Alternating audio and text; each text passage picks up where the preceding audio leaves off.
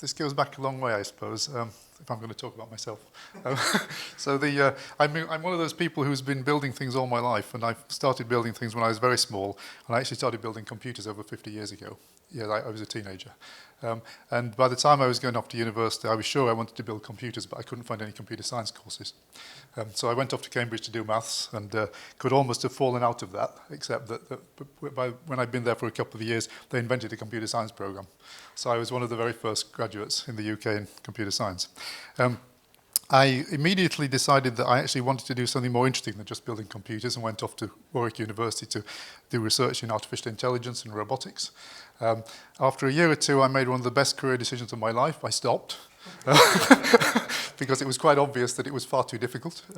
As you probably can see, here we are 40 years on, and we still can't make computers that are very good at recognizing things or listening to understanding language or anything. But nevertheless, I got very interested in a lot of the technologies, computer technologies associated with that kind of computing. Sometime after that, I moved in 1979 to Bristol to join a startup company, in fact the startup company in microprocessor design in the UK, a company called Inmos, and I worked in there for many years, 15 years, 16 years in fact. It's almost certain that you or your parents or somebody will own stuff with some of my chips in, either from that generation of technology or from a more recent one I'll probably mention. The history sort of goes on from there. Whilst I was working in the company, the Inmos eventually became part of a company called ST Microelectronics, which is one of the big global chip manufacturers. And I was heavily involved in the design of the products and subsequently flying around the world, presenting them and talking to customers and doing all the kinds of things you have to do in startups to make everything work. Eventually, it was acquired by ST Micro, as I said, Inmos, and then it became a big company, and I'm not really a big company person. I do startup stuff. At that point, I was thinking about another startup, and I was rather oddly approached by a headhunter who was looking for a professor. And I hadn't actually thought of being a professor again, but I was persuaded this might be interesting, so I moved into the university and became a professor. But that didn't stop me carrying on doing entrepreneurial stuff. I found myself being approached by venture capitalists asking me to look at business plans of startup companies.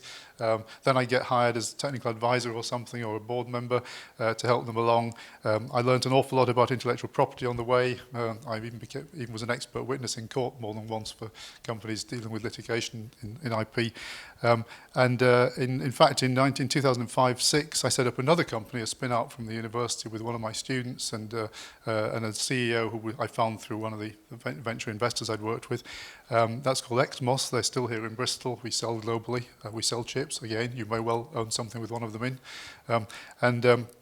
It's carried on like that. I'm still on the board of one or two companies. I chair a company that's involved in web stuff, web analytics and crowdfunding and so on. And I'm an advisor to several others, and I'm often involved in advising students and staff and stuff about how to start companies up. And in fact, even now I'm sort of toying with one or two ideas about things that we might do next year or sometime. So that's the sort of some of the background. When I came into the university, I was quite interested in the issue of how you actually take ideas out of the university, because that's what's always motivated me. You know, as I say, you know, I almost would have dropped out of a straight maths program. It was just not interesting, because what interests me is how to get ideas out there and see them turn into high street products and all that kind of stuff. A friend dropped into my office at one point and said, why is it that all of the MIT students have business plans in their pockets when they graduate and yours don't? And I thought, well, that's a really interesting question. So I started asking the students why they didn't have business plans in their pockets when they graduated. and I got some very strange looks. They just said, well, we couldn't possibly do that, could we?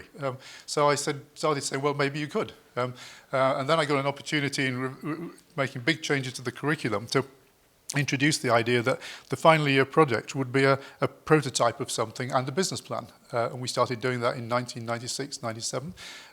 And we've indeed, over the years, seen a significant cultural change, and quite a few of our students have either gone and started up companies straight after graduating, or a year or two later, having done something fairly ordinary, they've decided it's time to do their own thing. And they're confident that they can do it because we've shown them how. We've shown them how to write the plans, we've shown them how to do the market analysis, we've encouraged them to work in teams and learn how to do all that kind of stuff that you have to do in a startup company.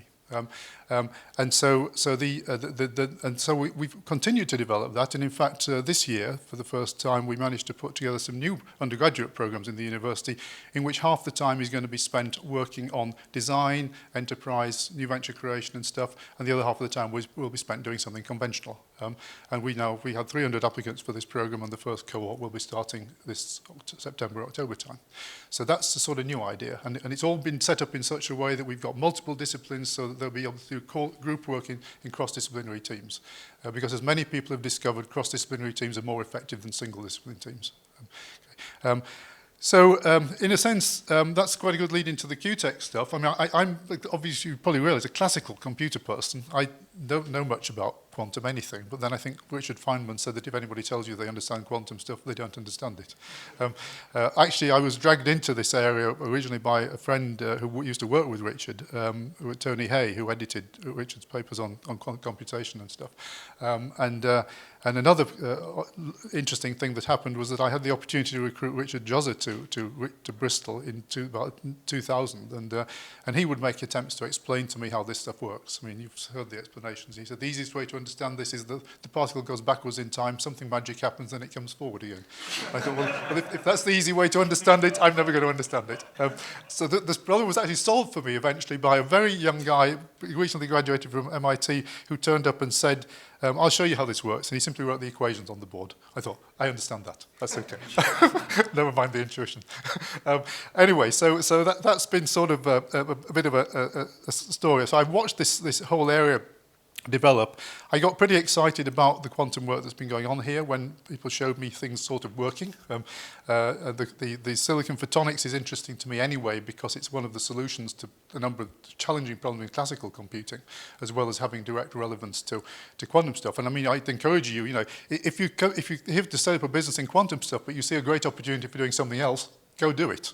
There are lots of situations where the spin-offs are in completely different areas. The business plan is rarely the same when it starts from when it ends. Okay, and lots of companies have changed direction, and things have fallen apart a little way along the line, and then something else has grown out of it. In fact, my very first venture was actually way back in those Warwick days in 1975, 76, and we decided we'd build toy robots. So the company was going fine until we realized they were going to cost £1,000 each, which in 1975 was probably a bit much. So I've still got one in my basement, but we closed that one down and went off to do something else. Anyway, so the quantum thing seems to me to be exciting. It's quite surprising that we managed to persuade our research council to fund this program. I think it's the right thing to do. I sat there in the panel discussion with them and said, look, you've just invested 200 or 300 million in the basic research. What on earth are you going to do with it? Are we just doing this in order to pay for the research for the rest of the world, or are we going to take it out there? And there was a bit of a discussion. I said, look, you're going to have to think about putting $1 billion or 2 behind this thing to actually really take it out, but this is a good start. Okay. So I think this is a great opportunity. As you probably realize from what I've said about students, I think it's important to engage with this kind of work when you're young. A lot of that stuff, Silicon Valley was created by 27-year-olds, 28-year-olds. If you look at the history of the people who created the original microelectronics companies, they were Stanford and University of California graduates who were slightly postdoctoral. And they created the original companies that became the big names. And they had no idea what they were doing in many cases. You should look at some of the videos that show Intel stumbling into building microprocessors, having never built a piece of digital logic before. It was a memory company. And they suddenly found themselves with a contract to build a microprocessor. But they did it. I mean, young people do mad things, and often they succeed in doing things that older people would think were impossible. And the other thing that's the other important point is that this is a great time in your life. 25, 26, 27, this is the time you can take lots of risks without anything terrible Nothing terrible is going to happen. You know, the first venture might not work. You might have to change direction 3 or 4 times. So what? Pick up the pieces and move on. You learn things. One of my sons is an entrepreneur, and he says, I'm often asked to talk to young entrepreneurs. He said, all I do is to stand up and talk about all the mistakes I've made. Because he had about 6 companies on the go at one time, and I remember saying, Jonathan, we don't need 6 companies, we need one that's going somewhere. And so I'm a great believer in getting this stuff moving early, and in a way, you know, this is what we can provide in a university, of course, is an environment where you can start that process going. It doesn't matter if things don't work out properly the first time around. In fact, one of the great advantages of having it in an undergraduate program is that they've got years to practice failing and starting again and learning how to make things work. But this is the time to do it. And, you know, all those other big names, you know, Google and so on, that was set up by 28-year-olds. You know, so as I say to my students as they're graduating, okay, you've got 3 or 4 years left. There you go.